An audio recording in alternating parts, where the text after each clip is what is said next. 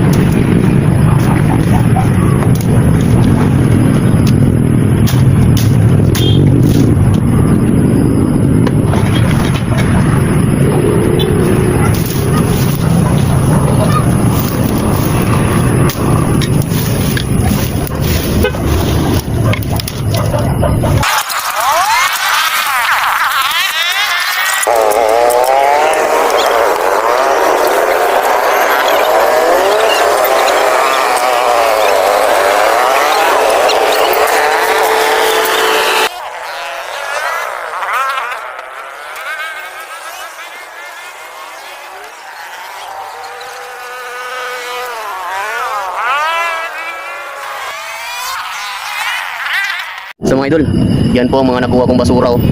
Itong sako po siya lahat.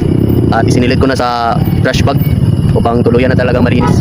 Kaya aking kukunin ito bukas at maiahon ko dun sa may taas para matapon ko sa tamang tapunan talaga ng basura. So yan na lahat. So salamat po mga idol.